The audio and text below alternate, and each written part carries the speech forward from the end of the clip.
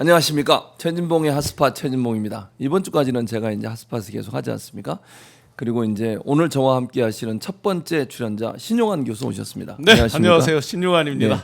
저희가 못할 때는 신용환 교수가 하시잖아요. 화요일 하시고 땜빵 전문. 네. 오마이 땜빵 전문. 다음 주 월요일도 하시잖아요. 네, 네. 그래서 오늘 하시고 또 이제 월요일은 신용환 교수하고 화요일부터 이제 박정우 기자가 돌아옵니다. 많은 분들이 왜 박정우 기자가 안 오냐 이러는데 제가 말씀드렸죠. 정규직입니다. 네. 우리는 프리랜서고 프리랜서를 언제 이제 땜빵을 하고 네. 정규직은 자기 거라고. 저희는 네. 프리랜서.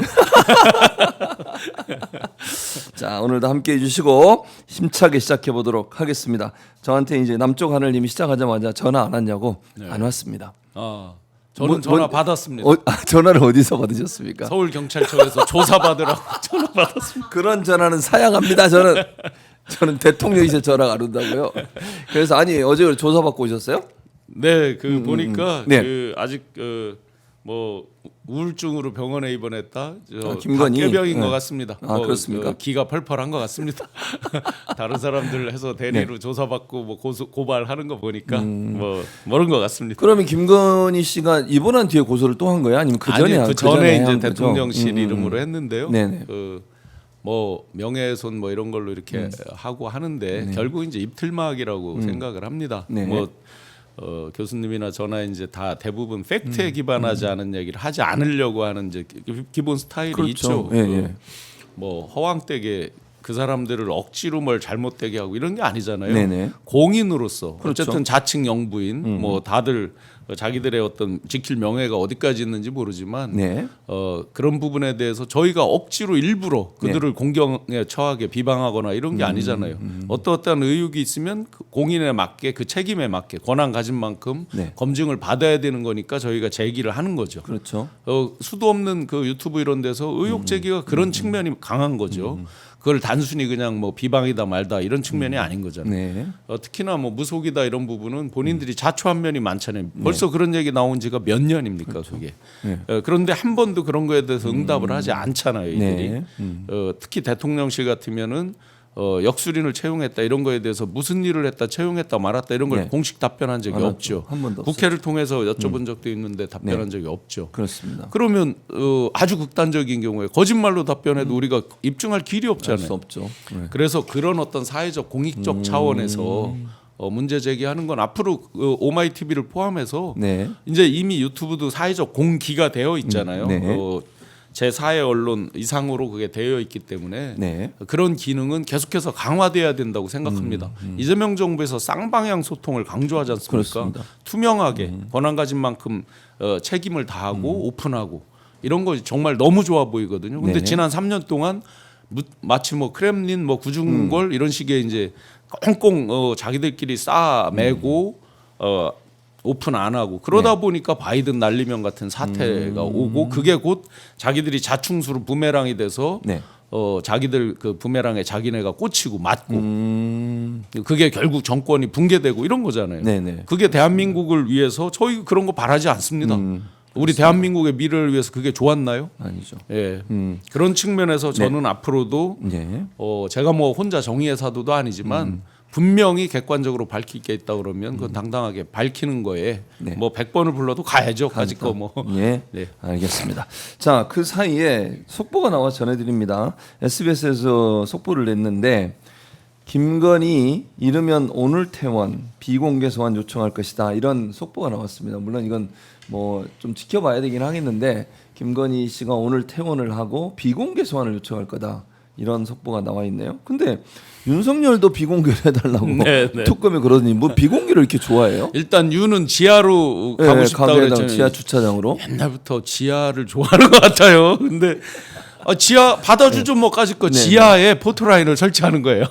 지하에 밑에 들어가는 출입구에 기자들 거기에 배치해놓고 지하에 아예 네, 그 차 쓰는 데다 포토라인을 설치해서 오케이 해주죠 뭐 농담이지만 네, 그만큼 본인들이 자신이 없는 거고 뒤집어서 좀 전에 이제 또 속보가 네. 윤 측에서 네. 특검이 어떻게도 출석하겠다라는 그렇게 입장을 나왔어요. 밝혔습니다. 네, 맞아요. 조은석 지금 특검 네. 저도 개인적으로 뵌 지는 20년이 넘은 분인데 뭐 최근에 못 뵀지만 네, 네. 그 윤석열과 이제 소위 우리가 검찰을 놓고 특수통 검찰들을 놓고 칼잡이라고 표현하잖아요. 네네. 근데 윤이 좀 못한 표현으로 보면 뒤에서 찌른 칼도 많잖아요.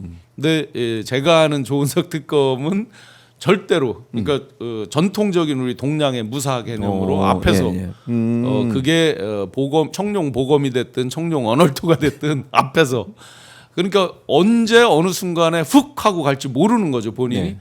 바짝 쫄았다.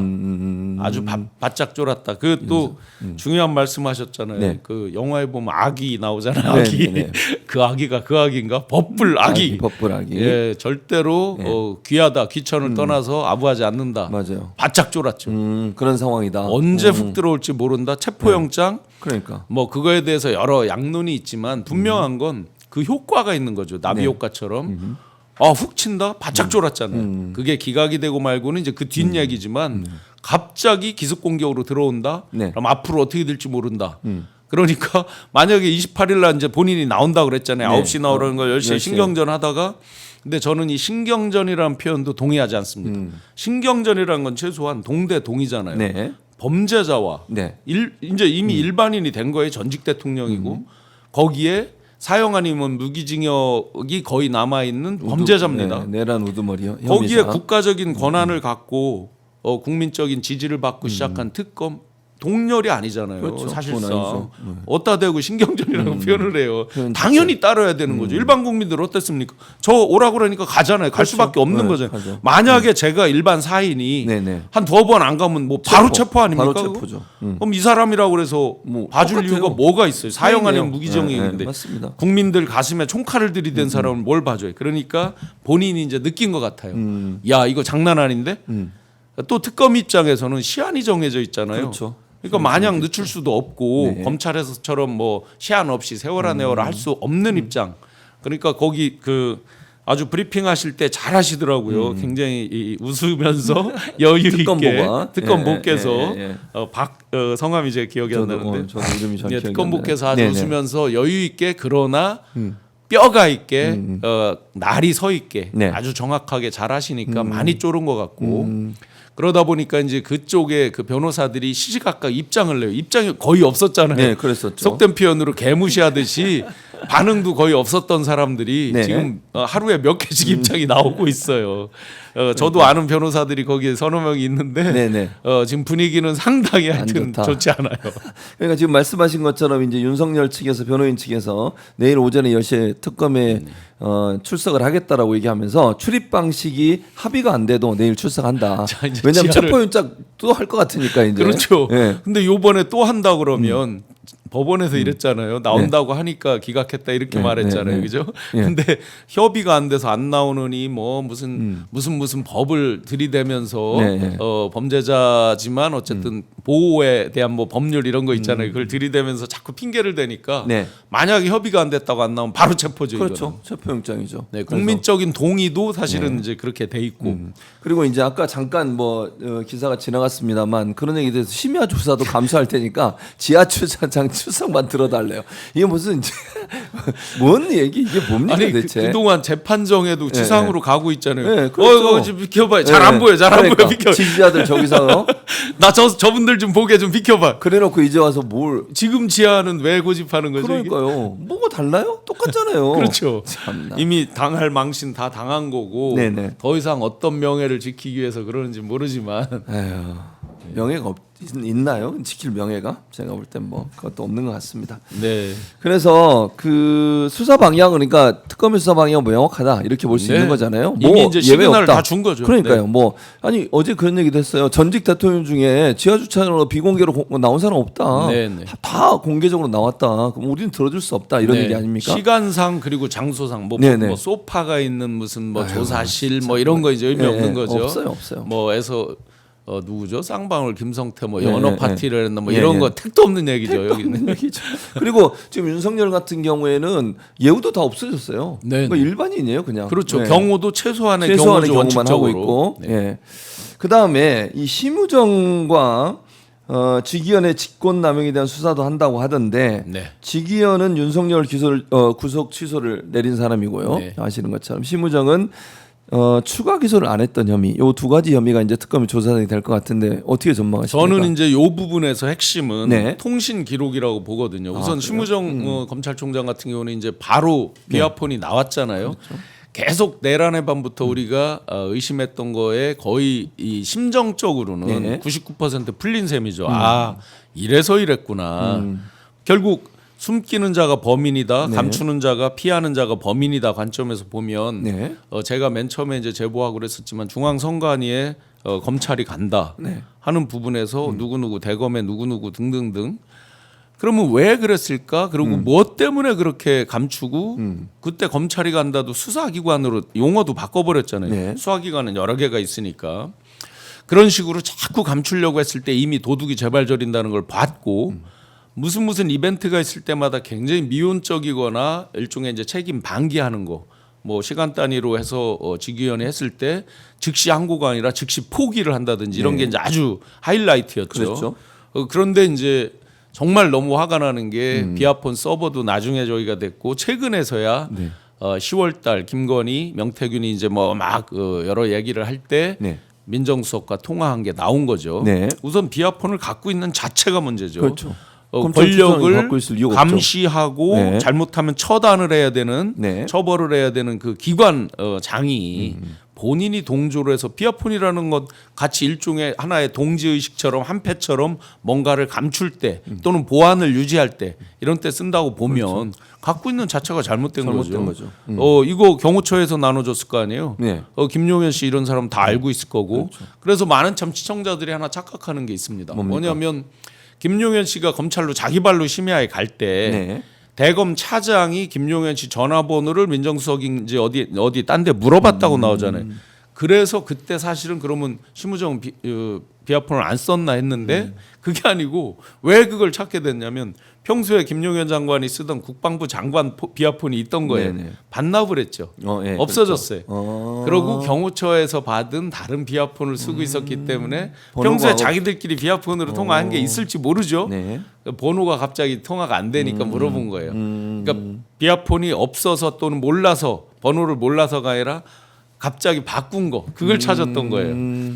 그래서 지금 보면 이 비아폰 하나로도 사실은 심정적으로는 99% 해석이 된다. 네, 네. 그러면 그때 당시에 즉시 포기를 하고 이럴 때 과연 지기현 재판장은 뭐 비아폰까지는 아니더라도 통화 내역이나 기록을 보면 네. 이 관련자들과 직간접으로 네. 삼각 고리로 해서 누군가 매개체가 돼서 통화를 했다든지 한다면 네. 그게 나온다면 이거는 아주 엄벌에 처해야 되는 그렇죠. 일들이죠. 그러면 짜고 했다가 되는 거잖아요. 네. 뭐 그러지 않기를 바라지만 네. 지금까지 너무나 이해가 안 되는 항상 보면 이해가 안 될 때는 전쟁도 그렇고요. 네. 또는 어떤 이해 안 되는 정치 현상 또 사회적인 또 저희 같이 이제 경제 필드에서도 마찬가지로 네. 이익을 보는 자가 범인이다. 이런 경우가 많아요. 전쟁 예를 들어 뭐 우크라이나 전쟁이 났다. 그럼 네. 가장 이익 보는 자가 누군가. 이란 전쟁이 났다. 가장 이익 보는 자가 누군가. 그럼 저 범인이란 표현은 이제 그 배후의 범인일 수도 있고. 그러면 과연 네. 이런 행위를 통해서 가장 이익을 본 사람이 누구냐. 그러면 윤석열은 눈에 보이는 거고. 네, 네. 그럼 나머지 사람들의 이익이 뭐였냐 했을 때 정말 여러 사람들이 캥기는 게 바로 보이죠. 네. 그런 측면에서 통신에 대해서 아주 철저하게 조사해야 된다. 그러면 아마 뭔가는 분명히 네. 통화 기록 뭐 정 안 되면 압수수색 기록이라도 압수수색해서 본다면 예, 예. 뭐 문자나 카톡을 볼 수 있으면 더 정확할 네. 것이고요. 누구랑 통화를 했는지도 예, 중요하죠. 네, 네. 네. 그런 부분들을 밝혀야 되겠다. 또 하나 조은석 내란 특검팀이 윤석열의 외환죄 그러니까 네. 북한으로부터 도발을 유도해서 내란을 일으킬 수 있는 즉 비상계엄 선포할 수 있는 상황을 만들려는 이걸 네. 이제 조사를 하고 있잖아요. 이건 한 번도 검찰이 조사를 안 했습니다. 지금 특검에서 유일하게 하는 거잖아요. 노상원 수첩에 적혀 있던 무인기 도발 유도 시나리오 이게 사실인지 누구와 또 협력을 했는지 보고는 된 건지 이게 중요할 텐데 이 조사는 어떻게 전망하세요? 제가 여기서 처음 아마 밝히는 걸 수 있는데 네. 북과 이제 교류하고 무역하고 이런 분들이 있잖아요. 네네. 중국에 있고 막 있잖아요. 그렇죠. 그래서 한번 들은 적이 있어요. 평양에 그 당시쯤에 그 근처쯤에 다녀온 분께서 말씀 주신 게 있는데 북에서 최소 일반 이제 국민들은 모를 거고요. 북의 이제 상류 사회겠죠. 간부들 이런 사람들 사이에서 상당히 격앙됐다. 남측에서 우리를 악용해서 이런 짓을 하려다는 걸 안다. 뭐 이런 알고 식의 있었다. 이제 얘기를 들은 바가 있어요. 네네. 뭐 그게 진짜 그분이 뭐 북의 간부를 만나서인지 그건 모르겠습니다. 뭐 소문을 들은 건지는 모르겠는데 여튼 실제 이제 드론이 우리나라에서 쓰고 있는 그 기종 수입해서 쓰고 있는 기종 뭐 이런 것들이 이제 북에서 공개한 게 맞다까지는 지금 이제 언론에 나와 있죠.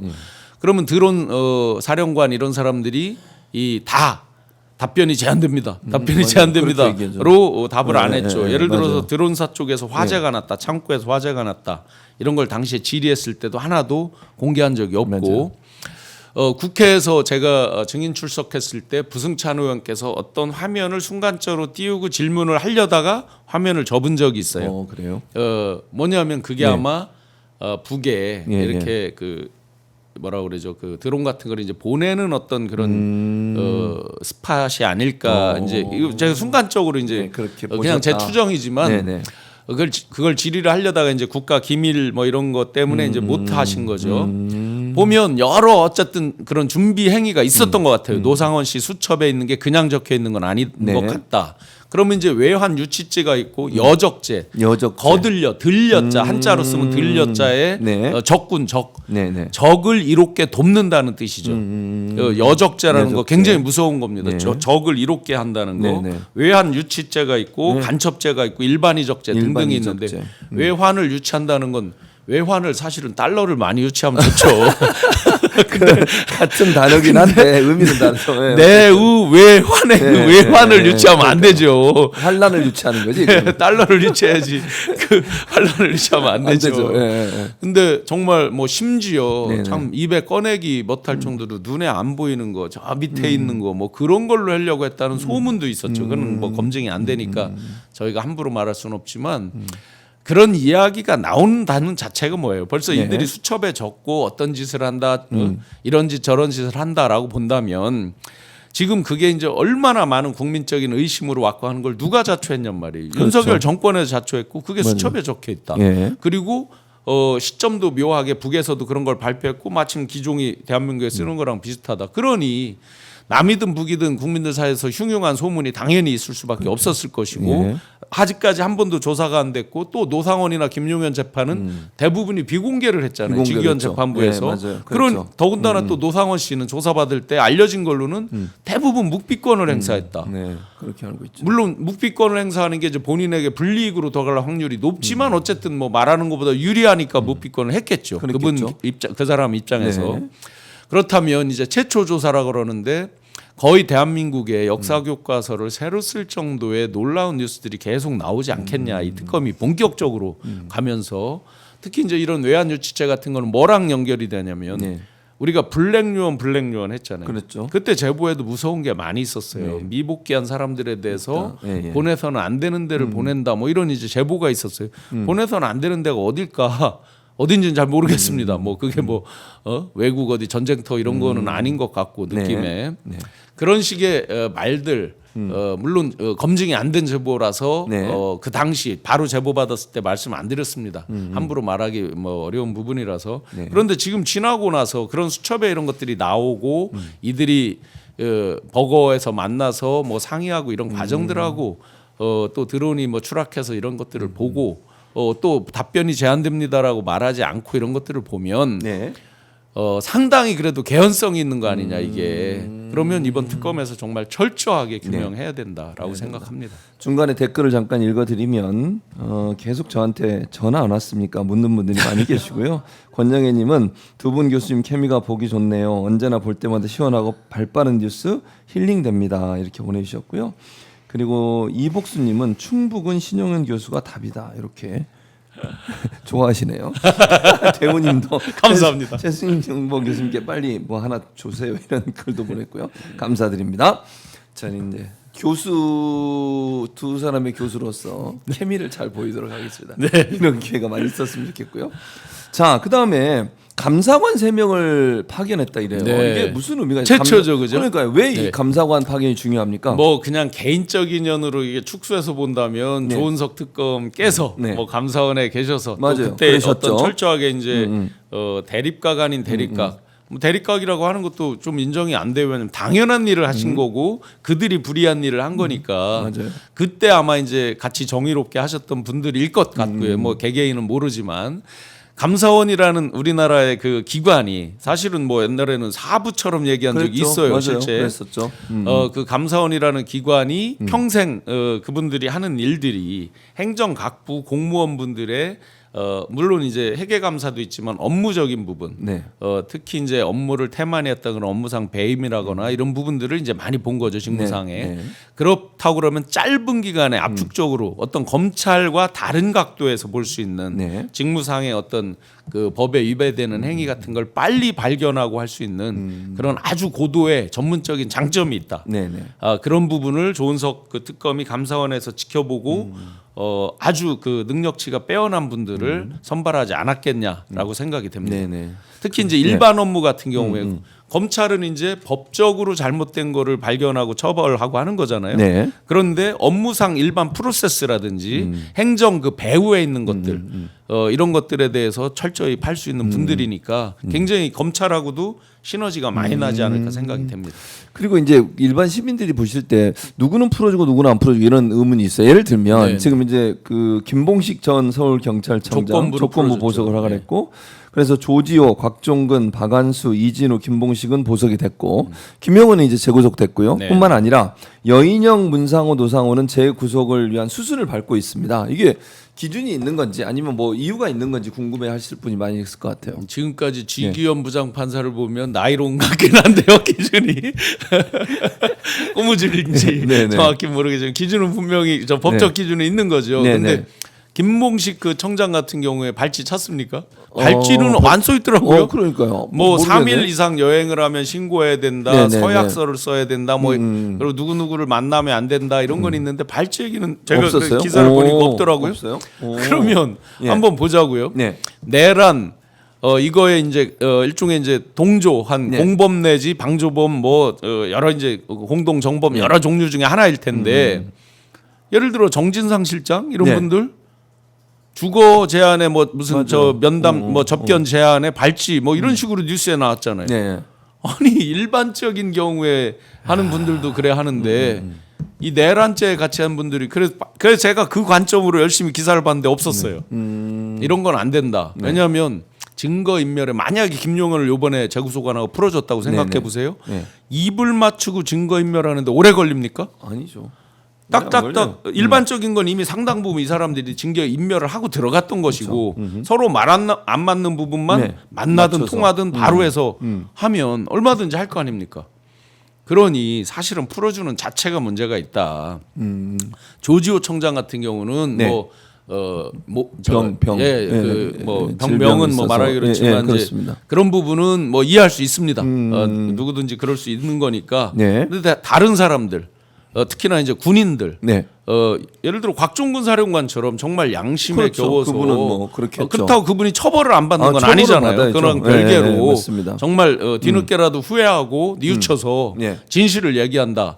뭐 송미령 장관도 어떻게 보면 그런 저기에서 그렇죠. 큰 범주에서 네, 네, 비슷하겠죠. 네, 네, 네. 그런데 나머지 이제 그 공범들 가운데서 지금 여기 김봉식 서울청장 같은 경우도 뭐라 그랬습니까? 가족사다 이런 식으로 돌려서 얘기를 하고 근데 그게 가족사라는 게 뭐예요? 대체? 그게 뭔지를 얘기를 했어야 되는 얘기 안 거죠. 했어요. 저희는 짐작은 하지만 네, 그죠? 짐작이 있습니까? 이게 뭐 김건희, 윤석열 뭐 그 패밀리들 네, 그동안 네. 잘못했던 일이 아, 많으니까 그것 때문에? 네, 네. 그리고 더군다나 안가에까지 갔던 사람들이잖아요. 그 안가에서 있었던 일들이 굉장히 사실은 끔찍한 모의들이 있었던 거잖아요.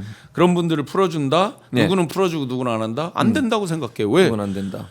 직관적으로 여기서 밖에서 여러 가지 증거인멸을 하다가 이런 거 안 돼. 누구를 면회 보내서 지금 안에 있는 사람하고도 맞추려면 맞춰지는 거잖아요. 엄밀히 보면. 네. 이런 면에서 이거 안 된다.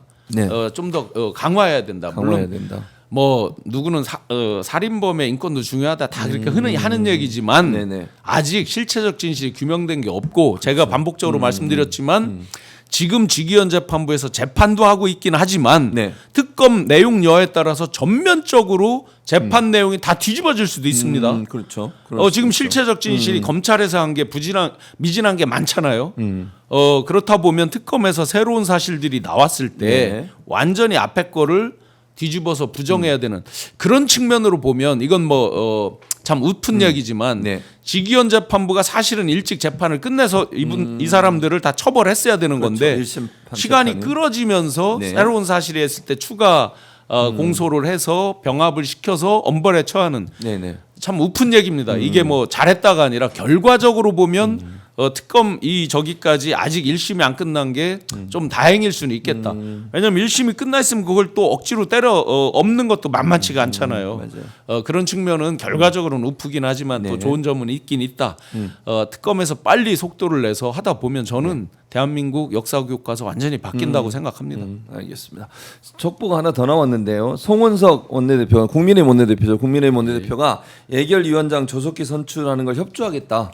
대신 다른 상임위원장 선출은 상정하지 마라. 의장한테 이렇게 건의했대요. 하나만 하자. 예결위원장 문제, 예를 들면 왜냐면 추경 때문에 추경을 이제 빨리 해야 되니까 요거 이제 역풍을 맞을 것 같으니까. 국민적 역풍이 있어요. 그럴 것 같으니까 예결위원장만 먼저 하고 다른 상임위원 더 논의해보자. 법사위 때문에 이러는 거잖아요. 네. 왜 그러는 어떻게 이 사람들이 보세요? 그 단톡에 보면요 카드 뉴스로 네. 이거 저 추경에서 이제 예. 국민들 예. 25만 원씩 이렇게 주기로 한 걸 받지 말자라는 운동을 하다 보니 역풍이 훨씬 많거든요. 그러니까요. 그 밑에 댓글에 그래 뭐라? 받기 싫은 사람들 받지 마. 제 막 받으면 돼. 있거든요. 자기들이 안 받으면 되거든요. 네네. 예, 예. 그러다 보니까 이제 알아요. 여론조사에서도 압도적으로 압도적으로. 뭐 네. 거의 여론조사마다 조금 편차가 있지만 10분 중에 8분 이상이 이제 대부분 동의를 하고 있고 한 걸 이제 아는 거죠. 네네. 이거 늦췄다가는 정말 역풍이 크겠다. 왜냐하면 지금 예결위를 위원장을 뽑고 통과시켜서 해도 네. 빨라야 7월 말에 맞아요. 지급이 되고 맞아요, 맞아요. 늦어지면 왜냐하면 세부 방법론이 또 있고 전산화 그렇죠. 작업 이런 게 있기 네. 때문에 8월 초 이렇게 가면 이재명 대통령께서 정확한 말씀을 하셨잖아요. 네. 경제는 타이밍이다. 타이밍이다. 이 맞습니다. 마중물도 타이밍이다. 네. 아니 마중물이 다 바닥이 나서 말라서 논밭이 다 쩍쩍 갈라진 상태에서 그때 가서 물을 부으면 뭐 하냐고 이미 다 소상공인들 다 쓰러지고 그렇죠. 폐업하고 다 끝나고 국민들 다 배 골아서 아사 직전에 있을 때 주면 뭐 하냐고요. 네네. 힘이 있어서 회생을 할 수 있을 때 다시 일어날 수 있는 어떤 기본적인 마중물을 보줘야 되는 거니까 이거는 뭐 좋습니다. 네네. 이들이 이제 말하는 나머지는 멈춰라 해서 딱 하나겠죠. 엄밀히 보면 법사위원장. 법사위원장 맞아요. 그런데 뒤집어서 예. 이 내란의 밤에 끔찍한 이런 과정에서 만약에요. 국민의힘이 법사위원장이었다면 어떻게 됐습니까? 큰일 나죠. 난리가 나죠 그러면. 한 아무것도 발짝도 전진을 네, 못했을 못해요. 겁니다. 네, 아예 네. 상정도 못했을 그렇죠. 거예요. 본회의에 해부도 못했을 그렇죠. 거예요. 맞아요. 그렇다고 보면 이거는 뭐 관례가 그들이 뭐 어떻게 해서 야당이 만든 관례 이런 것들을 주장을 하지만 네. 택도 없는 소리입니다. 절대로 안 기본적으로. 되죠. 예, 이 특히나 내란의 밤이 특수성에 비춰보면 절대로 있을 수 없는 일입니다. 그러니까요. 절대로 있어서는 안 된다. 그건 협상의 대상이 될 수 없다. 이런 네. 말씀을 하셨고, 이제 인사 얘기를 좀 해보면 이재명 대통령이 어제 이제 헌법재판관 겸 헌법재판소장에 김상환 전 대법관을 임명을 했고요. 헌법재판관에 오영준 서울고등법원 분양판사를 내정을 했는데 이 두 분에 대해서는 알고 계세요? 뭐 어떻게 분석하세요? 개인적으로는 네. 뭐 김상환 그 헌법재판소장 그 내정자께서는 진짜 대전 출신의 명문가 직원이시죠. 그러세요? 오. 그 정말 어느 정도냐면요. 네. 그 가족 중에 뭐 사실은 이제 이 형제입니다. 네네. 정말 어려운 고초로 재판을 받고 있을 때도 예. 대법관 하셨잖아요. 눈도 깜짝 일체 공과사가 철저한 분이에요. 물론 그 재판 받는 것도 굉장히 억울하게 이제 받으시고 했는데 그 친형이시죠. 친형이. 예, 예. 그러면 보통 이제 아마 윤 정권에 이렇게 저기 한 사람들 상당수 보면 뒤로 뭐 지금 윤 내란에서 보면 뭐 있잖아요. 이 네네. 과정에서도 뭘 누구랑 어떻게 했다겠다 여러 이제 소문들이 나오듯이 뭐라도 해보려고만 보통 했을 거예요. 네네. 정말 일도 개입 안 하고 하면서 그런 아주 공과사가 철저한 철저하신 에피소드가 분이다. 있습니다. 아침에 사실은 그 분하고 제가 네, 통화하고 있어요. 그러셨군요. 뭘 하세요? 그러니까 대법관 예, 예. 소장님 말고 이제 예. 그 아, 형님하고 형님. 예. 초야에 묻혀 계신데 정말 훌륭한 이제 동생이신 거죠. 그렇게 철저하게 가족들이 형 입장에서 좀 서운할 수 있을 만큼 서운할 수 있지만 일도 개입을 정말 안 하고, 그런 거 없고 관여 안 하고. 시골에 농사지십니다. 네네네. 뭐 그대로 말씀드리면 국정원 차장까지 하셨어요. 그러셨어요. 정말 근데 농사를 얼마나 그 속에서 피가 끓겠어요. 그런데도 윤 정권에 억울하게 기소 당하고 재판도 받고 하시고 고초를 겪으시는데 보통 뭐 대법관 빼기라고 우리 그냥 사회 예, 일반 예, 통념으로 예컨대. 보면 예, 뭐 진짜 어떻게라도 조금이라도 좀 이렇게 편의도 있을 수 있고 뭐 그게 관행적으로 많이 해먹었죠. 저 이런 이제 보수에서 특히 많이 하기도 했는데 네. 진짜 그런 거 없이, 없이. 예, 초야에서 그냥 예, 그렇게 훌륭한 분이 지금 헌재 소장으로 내정이 된 거죠. 예, 계시다. 또 이승엽 변호사님 같은 경우는 스스로 이제 예, 본인이 스스로 예, 그런 고사를 것도 했죠. 예. 정말 심정적으로 다 이해가 됩니다. 네네. 대통령님의 그런 심정도 이해가 되고 또 본인 스스로 고사하신 분의 심정적으로 정말 좋다. 이재명 정부의 성공과 전체적인 진짜 대한민국으로 가는 길을 다 마음속으로 염원하고 응원하면서 맞아요. 내리는 결단들. 그렇죠. 그래서 아마 헌재 소장님만큼은 정말 잘 뽑았다, 추천했다라고 생각을 합니다. 보시는군요. 예. 그러니까 이승엽 변호사도 뭐 본인 입장에서는 누군들 뭐 그 영예로운 자리잖아요. 그럼요. 헌법재판소 재판관이라는 게. 예, 특히나 이제 네, 네. 4월 4일 땅땅땅 하는 걸 다 봤잖아요. 네네네. 그 뒤로 헌재 위상과 그렇죠. 그 무게감, 네. 헌재가 대한민국 역사와 전체적인 또 헌법적 가치에서 차지하는 그 비중을 네. 봤잖아요. 그렇죠. 어떤 맞죠. 뭐 명수라든지 뭐 대법원과의 어떤 경쟁 관계 이런 거는 뭐 부차적인 얘기고 네.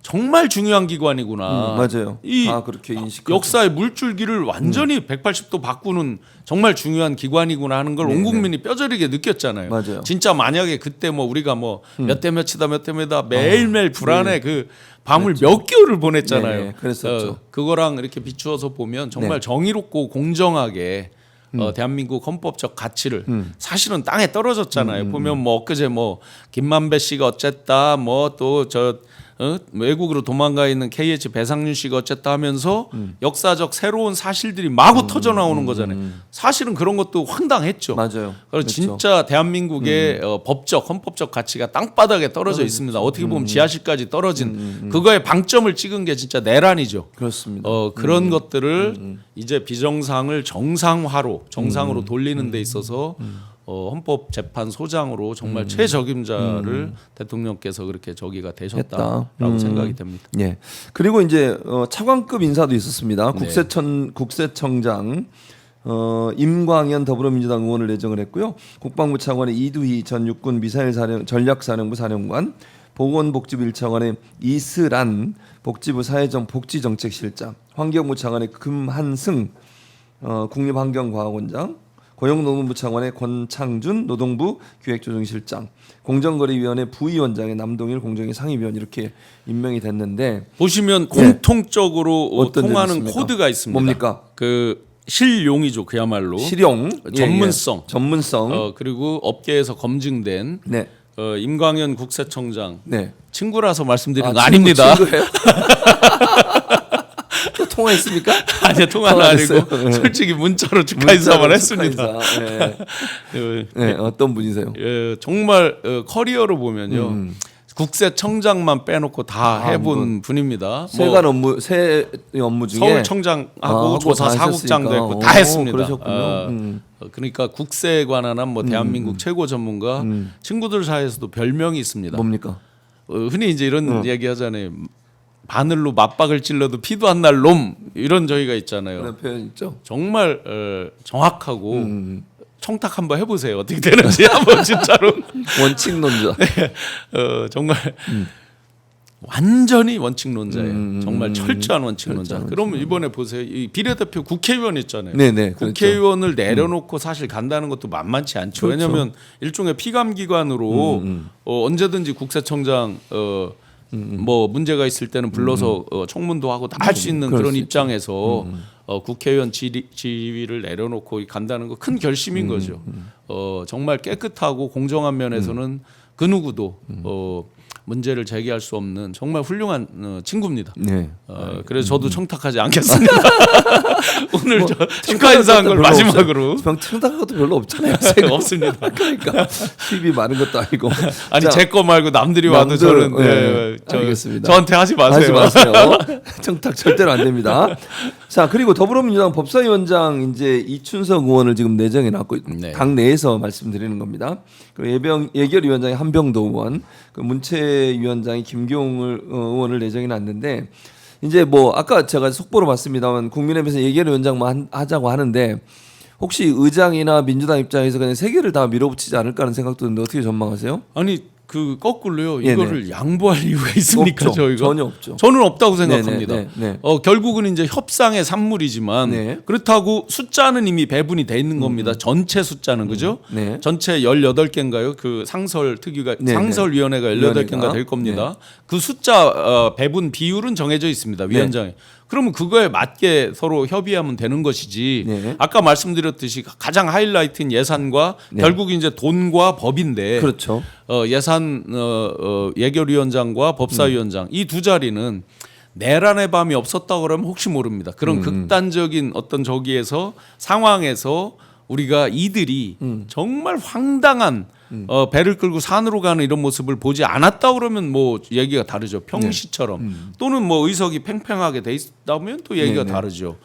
지금 내란이 완전히 규명되고 클리어돼서 다 끝나지도 않았습니다. 청산이 아직 되지 않았습니다. 맞습니다. 이 상태에서 이분들한테 맡기면요. 안 돼요. 어떻게 되겠어요? 큰일 나요. 저희가 이런 것들을 밝히기 위한 입법 같은 걸 했을 때 다 리젝트 할 거 아니에요. 그렇죠. 법사위 차원에서. 예. 왜 법사위를 우리가 일종의 상원이라고 부르겠습니까?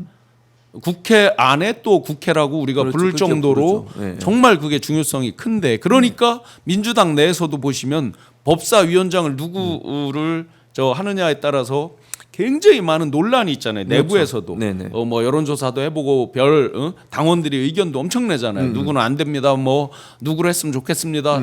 이럴 정도로 중요한 자리인데 네네. 내줄 이유가 뭐가 있습니까? 그렇죠. 그들이 정상적으로 했다면 진짜 양보의 미덕도 있을 수 있지만 이건 있을 수 없다고 봅니다. 뭐라고 그들이 욕하는 거 욕은 잠시고요. 네네. 불법과 잘못되는 건 영원합니다. 그렇죠. 맞습니다. 그러니까 여기서 잠시 예를 들어 그들이 뭐 해서 역풍이 아유, 온다. 맞아요. 걱정 마십시오. 그러니까요. 예. 역풍 없어요. 정의가 결국 이기는 것이지 역풍 잠시 있을 수 있겠습니다. 그들 지지자들이 상관없습니다. 그럼요. 아무 상관없습니다. 네네. 눈치 보면 안 돼요. 눈치 보면 더 큰 이유. 네. 신용환 교수 얘기했던 것처럼 지금 내란 세력이고 저쪽은 아직도 뭐 탄핵에 대해서 제대로 증명도 안 하잖아요. 사과도 안 하고. 아니 보셔요. 그들이 원내대표 선거를 했는데 네네. 소위 내란에 동조했다고 하는 그 분류되는 분들이 있잖아요. 친윤 그룹. 예. 예. 한 30석 빼놓고 107석인가 중에서 30석 빼놓고 나머지가 그렇게 다 동조가 된 거 아닙니까? 원내대표 할 때. 네네. 41.15의 역설 함정에 빠져 있는 겁니다. 젖잘싸. 네. 아휴. 여전히 그러고 있는 집단들이에요. 네네. 그 집단들에게 그 중요한 법사위를 내준다? 안 돼요. 그러면 사실상 절대로. 그들은요 젖잘싸를 하면서 동대동이라고 생각하고 있거든요. 네. 그리고 그들이 윤회 내란에 동조한 쪽에서 많이 이겼잖아요. 그렇죠. 여전히 그게 어떤 기가 빠지지 않은 상태예요. 그러니까요. 그 상태에서 무기를 주어졌다. 칼자루와 칼집을 안 돼요. 주어졌다. 절대로 이거는 안 안 된다고 보는 위험합니다. 거죠. 네. 위험해요. 어디로 휘두를지. 그러니까. 그건 뭐를 앞으로 저희도 지금 민주당도 어떤 법이 위반이 될지 민주당도 몰라요. 몰라요. 왜냐하면 이들이 상대들이 하는 수에 따라서 그때 맞추어서 또 입법해야 될 일들이 있지 않습니까? 그렇습니다. 절대로 안 됩니다. 네. 어제 이제 이재명 대통령이 국회에 가서 시정연설을 했습니다. 네, 추경 관련해서 전체적으로 추경 편성이나 시정연설 전체 분위기 네. 어떻게 보셨어요? 국민의 의원들과 악수하고 이런 모습. 거기서 이제 권성동 의원의 표정을 아주 표정과 행동을 열심히 봤죠. 네네. 그러면서 딱 제가 들은 생각이 예. 이 양반은 저 예. 당대표 나오려고 하는구나. 뭔가를 조금이라도 하여튼 이렇게 좀 자기들 지지자들에게 네, 네, 부각시키고 싶은 네, 네. 인상적인 장면이 이제 국민의힘 의원들하고도 어쨌든 굉장히 그 우적인 제스처와 웃고 얘기도 나누고 말씀이 있고 하는 것들 굉장히 좋았고요. 네. 또 이제 당내 지금 대표 선거가 붙어 있으니까 네. 동시에 양쪽 네. 두 분을 박찬대 정청래 예, 두 분과 박찬대 세 두 명이서 분을. 악수를 저 권성동 네, 네. 의원입니다. 지금 얘기하고 딱 있잖아요. 보면은 국무총리 마치 낭만시켜요. 하면서 마치 네. 뭐 왜 우리 복싱 같은 거 할 때 이렇게 네, 네. 저 딱 이러고 하듯이 그 자기들 나경원. 지지자에 보내는 네, 네. 메시지. 맞습니다. 나경원 네. 의원과 지금 인사하고 있는 네. 장면이고 저렇게 이제 윤석열과 너무 비교되지 않습니까? 윤석열이 지난번 왔을 때 기억나시죠? 다 패싱이죠 뭐 기본적으로 진짜. 패싱이죠 뭐 네네. 그냥 하면서 자기 원하는 사람 왔어 여기 있어 너무나 대비되는 그러니까요. 이재명 대통령의 모습은 진짜 그리고 막 의원들이 사진 찍자 그러고 저기서 네. 보셨죠? 막 조국 혁신당 의원들 같이 그럼요. 기념 촬영하고 지금 박홍근 의원과 얘기 나누는 장면도 있고 근데 누구지? 그 갑자기 그 앵커했던 사람 있죠? 그 사람. 신장식 의원이 아니 국민의힘에 네네네 TV 조선 네, TV 조선에 네. 어? 신동욱 앵커 네. 안 돼 있었어요. 기억나시는 그 네, 대통령이 가서 아. 악수하자고 그때서 마지못해 일어나더라. 네. 한재원인가 그 옆에인가 앉아 있었는데 한재원은 일어나서 인사했거든요. 네. 근데 끝까지 앉아 있다가 대통령이 가서 인사하자고 하니 그때서 마지못해 일어나더라고요. 예. 그게 예입니까 대체? 그 사람은 아마 그럴 수밖에 없었을 거예요. 내란의 밤 때 뭐 했습니까? 네. 자기들 좌파 의원들 저 몇 명인가 이거 세고 있던 분 아니에요? 요 장면이에요. 요거 인사 한재원 옆에 이분 옆에 앉아 있었던 것 저건 같은데. 안상훈 의원이고. 네, 요거 보세요. 이제 이 얘기하는 게 그때 일어나요. 보이시죠? 안쪽이라고 잠깐. 방심하고 있었나? 다른 의원들 그래도 국민의힘 의원들도 다른 의원들 다 일어나 있었거든요. 네. 기본적 예의 아닙니까? 그렇죠. 대통령이 뭐 웃으면서 인사하고 저 임종덕 의원도 뭐 또 그 김민석 후보자에 대해서 뭐 얘기하고 이랬더라고요. 근데 저런 것들이 뭐 자기들 정치하는 건데 어쨌든 그래도 좀 예의를 갖췄으면 했는데 좀 안타깝다는 생각이 들었습니다. 그리고 어제 추경은 어떻게 전체적으로 어떻게 보셨어요? 추경 편성에 대해서는? 이제 그 추경은 총 이제 30조 정도에서 10조 5천억 정도가 이제 이번 25만 원 이제 그게 먼저 이제 긴급히 편성되는 거고 그거를 설득하고 동의를 구하는 그 내용들은 정말 감동적입니다. 네네. 많은 이제 평론가나 뉴스 기사들에 있듯이 네. 절절한 마음 그리고 타이밍에 대한 거 또 여야 협조를 구하는 그 내용마다 다 너무 좋고요. 그러면 이제 이 추경이 정말 아까 이제 그래서 예결위원장이 정말 중요하고 네. 하듯이 이 추경으로 분명히 목적하는 바 대선 때 기억나시잖아요. 뭐 어디서 듣도 보도 못한 호텔 경제학이라는 걸 맞아요. 명명을 해서 그걸 자기들이 명명을 한 거죠. 자기들이 한 거예요. 네. 이재명 대통령 얘기도 안 했는데. 너무나 단순한 얘기죠. 이렇게 네. 힘들 때 마중물을 벗어 선순환을 만들자 통화 승수를 창출하면서 승수가 몇 배에서 몇 배다. 단기적인 건 2배에서 5배, 장기적인 건 알 수 없다. 경제는 막 섞여 있으니까 요소들이. 네. 그러면 충분히 효과는 있다라는 네. 걸 놓고 계속 설득하는 과정 그 연속선상에서의 추경이거든요. 네. 이거를 지금 이 와중에도 국가 채무가 는다를 네. 가지고 상당히 비판을 해왔어요. 그랬었죠. 소위 이제 기득권 레가시 미디어들이. 네. 그럼 하나만 거꾸로 물어보겠습니다. 매번 그들은 스몰 가버먼 그레이트 코리아, 그렇게 얘기했죠. 스몰 가버먼 그레이트 아메리카를 이제 흉내를 낸 건데 그랬던 스몰 가버먼트는 왜 이렇게 재정 적자가 커졌습니까? 맞아요. 예? 자기들은. 소상공인 빚은 왜 1130조가 넘었습니까? 그러니까. 이들이 항상 속여온 게 있죠. 국가 채무, 네. 내셔널 데트만 얘기를 합니다. 왜 그러면 윤석열 정권 3년 동안에 국가 부채, 내셔널 라이어빌러티죠. 국가가 보증하고 있는 채무는 왜 이렇게 늘어났습니까?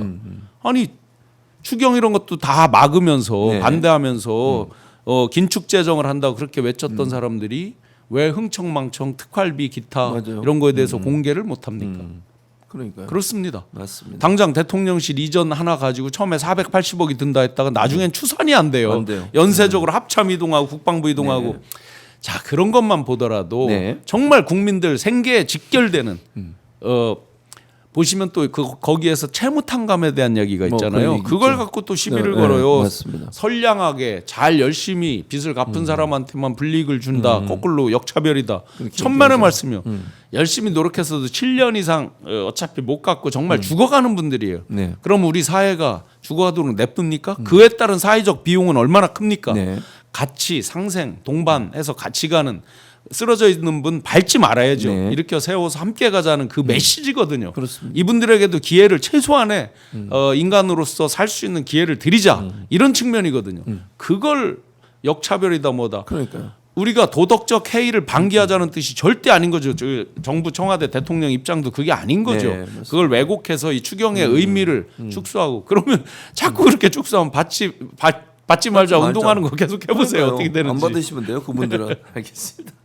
자, 숨가쁘게 달려왔는데 45분 지금 46분 됐어요. 더 달려도 정확히 됩니다. 근데 이제 딴 분이 기다리고 있어요. 저도 그러고 싶은데 뒤에 또 기다리고 계셔가지고 뭐 이렇게 제작진이 이렇게 하라니까 저는 힘이 없어가지고 작가가 그렇게 하랍니다. 최 작가가. 그래서 어쩔 수 없이 신영환 교수와 여기서 인사드려서 오늘도 아침 일찍 나오셔서 좋은 말씀 해주셔서 고맙습니다. 네, 고맙습니다. 감사합니다. 네.